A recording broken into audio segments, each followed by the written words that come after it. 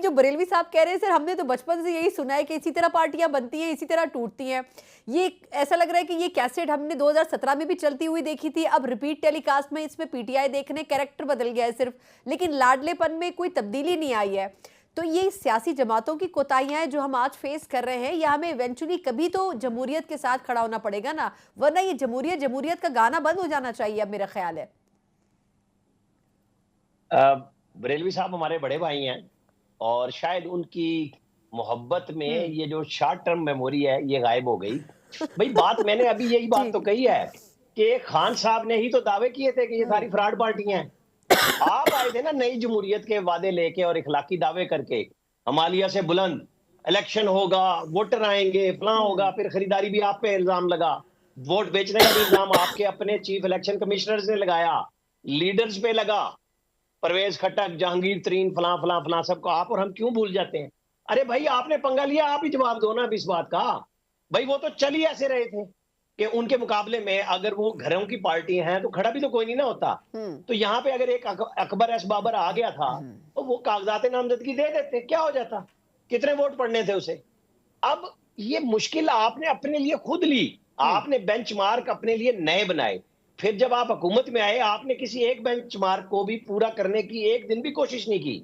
आपने जितने दावे किए सब जीरो, वो ये करते थे, वो ये करते थे। अरे भाई आप ही तो कह के आए थे कि मैंने 100 दिन में ये करना है, 6 महीने में मैंने ये करना है, और मीडिया के ऊपर डंडा आया हुआ था कि इतने दिन मांगे इतने दिन दे दो, इनके ऊपर क्वेश्चन भी ना करो, इनसे बात भी ना करो।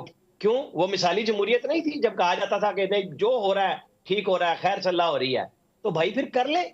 फिर ये कर देते तो उनको भूल जाते लोग।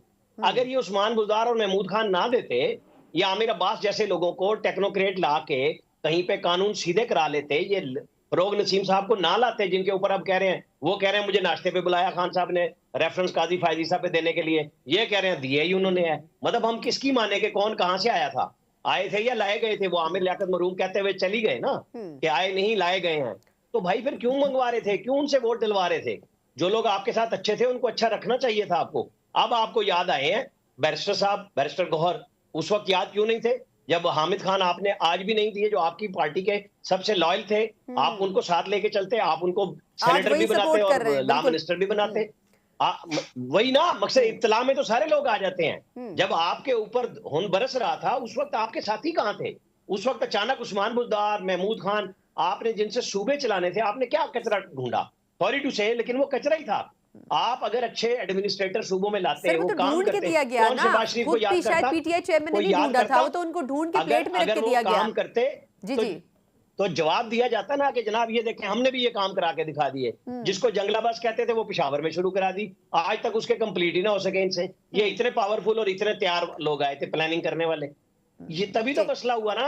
वो जो इनको लाड प्यार से चुम चाट के लाए थे उन्होंने तभी तो दीवार से लगाया कि भाई अब चलो, हमें भी बेइज्जत करा दिया कि किस बंदे के ऊपर हम लाड प्यार करने लग गए थे। कुछ कर ही लेते ना। मैं बरेलवी साहब से इसीलिए कह रहा हूं कि ये बात मैंने पहले भी कही थी, दोबारा दोहरा दी।